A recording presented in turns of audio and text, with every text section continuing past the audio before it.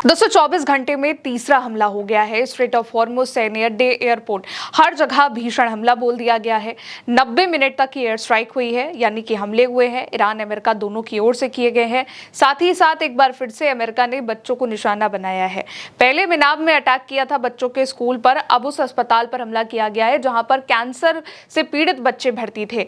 और इसका बदला भी लेते हुए ईरान की ओर से सैन्य अड्डों पर भीषण हमला किया गया है। कहां कहां क्या हुआ है, अमेरिका ने क्या दावे किए हैं, ईरान की ओर से क्या कहा गया है, सब कुछ आपको इसी रिपोर्ट में बताएंगे। पहले देखिए, अमेरिकी सेंट्रल कमांड, अमेरिका की सेना ने इसको लेकर के एक पोस्ट किया है।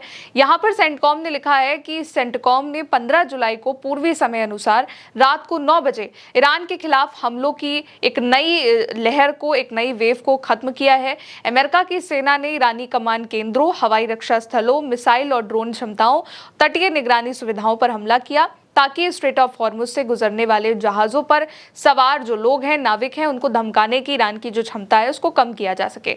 सेंटकॉम ने बंदर अब्बास सहित कई इलाकों पर अपने टारगेट्स को निशाना बनाने के लिए सटीक गोलाबारी का इस्तेमाल किया।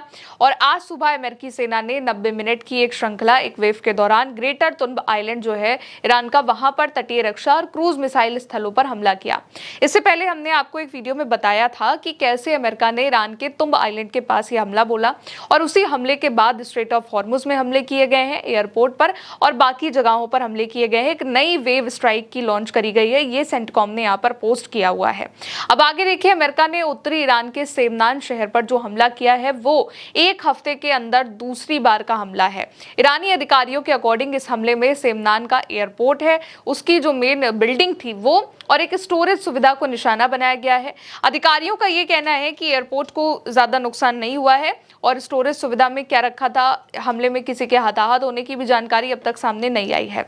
ईरान के उत्तरी मध्य हिस्से में ये सेमनान एयरपोर्ट है, जहां पर गुरुवार को, यानी कि जब हम ये वीडियो कर रहे हैं, आपको बता रहे हैं, उससे कुछ ही देर पहले हवाई हमला हुआ है।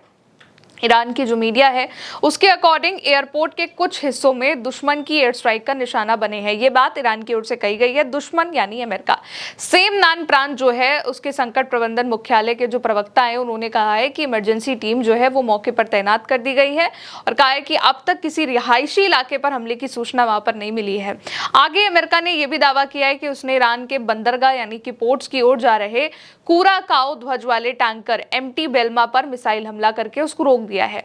अमेरिका की सेना, अमेरिकी सेंट्रल कमांड सेंटकॉम के मुताबिक जहाज ने कई चेतावनियों के बावजूद अपना रास्ता नहीं बदला, जिसके बाद अमेरिका के विमान ने उसकी स्मोक स्टैक पर मिसाइल दागकर उसको रोक दिया, हमला कर दिया। सेंटकॉम का कहना है कि यह एक्शन ईरान के खिलाफ लागू अमेरिका के नेवल ब्लॉकेड के तहत की गई है। अमेरिकी सेना के मुताबिक जहाज ईरान के पोर्ट की ओर बढ़ रहा था और उसने बार बार दी गई वार्निंग्स को अनदेखा किया था। असल में अमेरिका ने फिर से स्ट्रेट ऑफ हॉर्मुज के पास नेवल ब्लॉकेड शुरू कर दी और वहां पर केवल उन जहाजों को वो रोक रहा है जो कि ईरान की ओर जा रहे हैं या फिर ईरान तक कुछ पहुंचा रहे हैं, वहां से आ रहे हैं। और इसी की बात यहां पर सेंट्रल कमांड सेंटकॉम ने कही है कि हमने उस जहाज पर हमला किया है जो कि ईरान की ओर, ईरान के पोर्ट्स बंदरगाह की ओर जा रहा था। अब इन हमलों का जवाब ईरान की ओर से कैसे दिया गया है वो देखना भी जरूरी है। ईरान की रेवोल्यूशनरी गार्ड कॉर्प्स ने यह पुष्टि करी है कि उन्होंने दिन में बहरीन, जॉर्डन, कुवैत पर हमले किए हैं।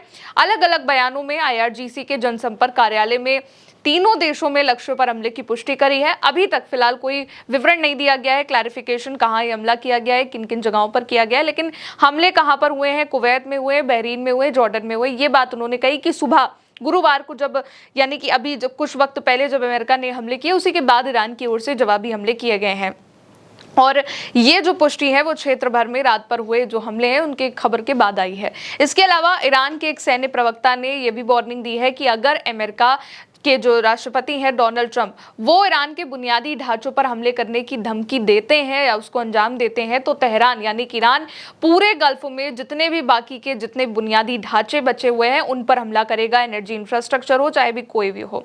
खातम अल अनबिया केंद्रीय मुख्यालय के प्रवक्ता है इब्राहिम जुल्फगारी, उन्होंने बयान में दिया है, ये बात कही है कि अगर अमेरिका ने नासमझ ट्रंप द्वारा ईरान के बुनियादी ढांचों को निशाना बनाने की धमकी को अंजाम दिया तो ईरान ने जो अब तक के संयम बरता था वो अब नहीं बचेगा। ईरान के संयम के कारण अब तक जो कुछ भी सुरक्षित बचा था गल्फ में, वो सारे जो बुनियादी ढांचे हैं वो ईरान के सशस्त्र बलों के शक्तिशाली हमलों के निचले कुचल दिए जाएंगे, यानी कि जो अभी तक इंफ्रास्ट्रक्चर ऐसे बाकी हैं जहां पर हमला नहीं हुआ है वहां पर अब ईरान हमला कर सकता है। जुल्फिकारी ने यह भी कहा कि ईरान किसी भी हालत में अमेरिका को स्ट्रेट ऑफ हॉर्मुज में हस्तक्षेप करने नहीं देगा और इसे ईरान की अजेय लाल रेखा बताते हुए भी कहा कि ट्रंप ने इस हफ्ते कहा था कि अगर तेहरान बातचीत के लिए वापस नहीं लौटता है तो अमेरिका ईरान के बिजली संयंत्रों और पुलों पर हमला करेगा। और इसी के बाद ईरान की ओर से वार्निंग दी गई है कि अगर ईरान के इंफ्रास्ट्रक्चर पर किसी भी तरीके से हमला होता है तो गल्फ में जहां जहां पर भी एनर्जी रिसोर्सेस हैं वहां पर ईरान की ओर से हमला किया जाएगा। आगे ईरान के IRGC का दावा है कि उसने जॉर्डन के अजराक एयरबेस पर मिसाइल हमला किया है और अमेरिका के हमलों के प्रतिशोध में किया है, जिसके कारण अहवाज में कैंसर से एक जो बच्चे हैं उनको वहां से निकालना पड़ा। साथ ही मार्च में हुए अमेरिकी हमलों के प्रतिशोध में भी, जिसमें 168 बच्चों की जान गई थी, यानी कि मिनाप की बात कही गई है। असल में ईरान के अहवाज में बच्चों के कैंसर हॉस्पिटल के पास अमेरिका ने हमला किया।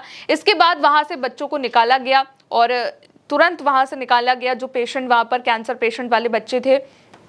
और अहवाज में शाहिद बगाई अस्पताल यह है, उसी के पास हमले की खबर मिली। इसकी वजह से तुरंत अस्पताल को खाली कराया गया और ये अस्पताल कैंसर से जो पीड़ित बच्चे हैं उनका इलाज करता है। और जो उनके पेरेंट्स थे वो तुरंत अपने बच्चों की सुरक्षा के लिए आसपास की सड़कों पर जमा हो गए।